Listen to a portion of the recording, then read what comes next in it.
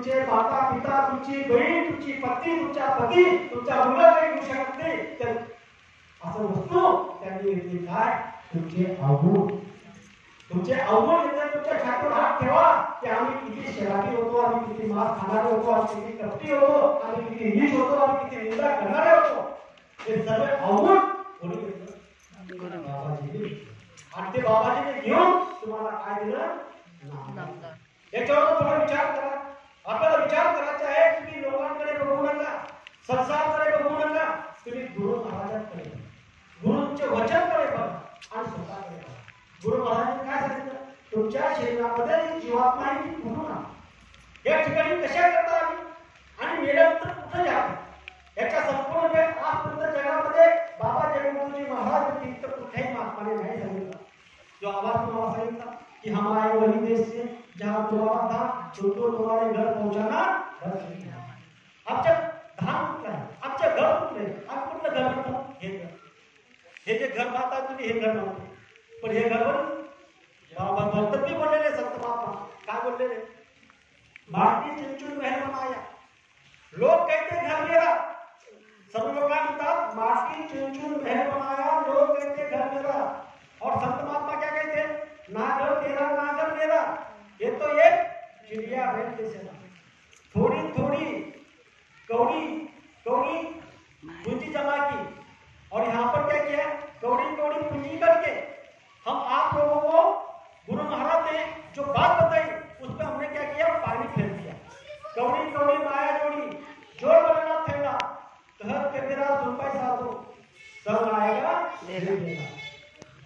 2 दिन का मेला, एक दिन उड़ जाएगा हंस जाएगा.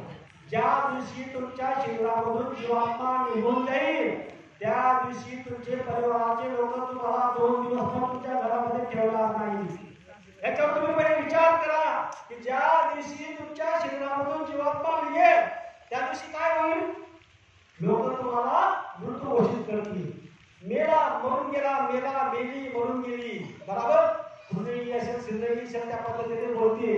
पण विचार करा की मेलं कोण? हात मेला का पाय मेला, डोकं मेलं का डोळे मेले, कान मेले का जीभ मेले, काय मेले? तुम्ही विचार करा काय मेले? फक्त आत्मा निघून गेली, शरीर तेच होतं. जोपर्यंत तुमच्या शरीरामध्ये जीवात्मा आहे तोपर्यंत तुम्ही हालचाल करताय. ज्या दिवशी तुमच्या शरीरामधून जीवात्मा निघून जाईल त्या दिवशी तुमचे परिवार तुम्हाला इथून जाणून टाकतील. जात भी तो कोण? पहिला आपली डाव बोल लगातो, माहिती का तुम्हाला? ज्या वेळेस एखादा व्यक्ती मरतो, एखादी स्त्री मरते, पुरुष मरतो, त्याला मशानघाटमध्ये घेऊन जातात. त्या ठिकाणी पहिला अग्निदान लावतो.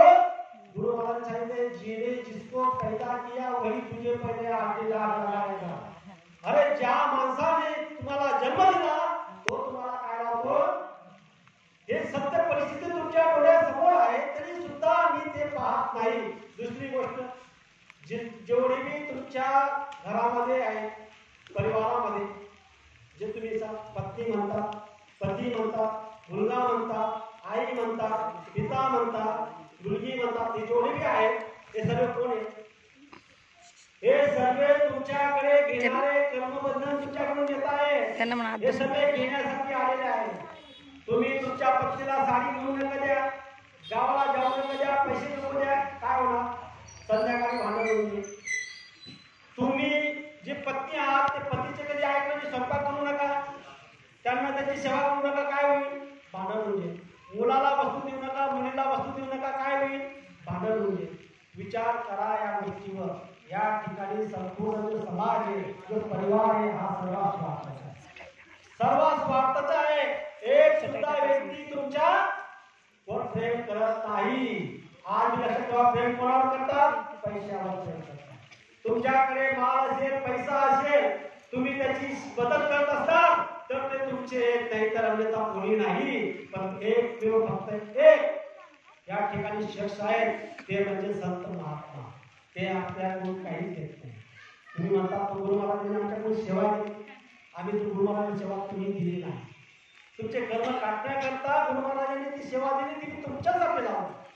गुरु ने तेरे धन का होगा, गुरु के पास है नाम होता धन का.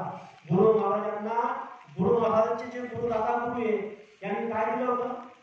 सोने बनवण्याची युक्ती दिलेली होती. आता विचार करा, ज्या व्यक्तीला सोनं बनवण्याची युक्ती दिलेली होती त्या व्यक्तीने सोनं बनवलं नाही. फक्त एकदाच अनुभव घेतला. 50 पैसे अठ्ठाणीचे सोनं बनवलं. अठ्ठाणी घेतली आणि चाबी त्या ड्रायव्हरची, ज्या जो गाडीवाला असेल त्याची बनवून दिली. एकच तासाचा अनुभव घेतला, तेवढी जरूर तेवढी केली. तुमच्याकडे कधी आज कागद बनवण्याची कधी युक्ती भेटली, तुम्ही कागदची फॅक्टरी बनवलेला इथे येणार नाही. कागद बनवून राहणार आणि कागदचे पैसे काय करणार. म्हणून गुरुमहाराजांनी सांगितले 12 पैसे पहिली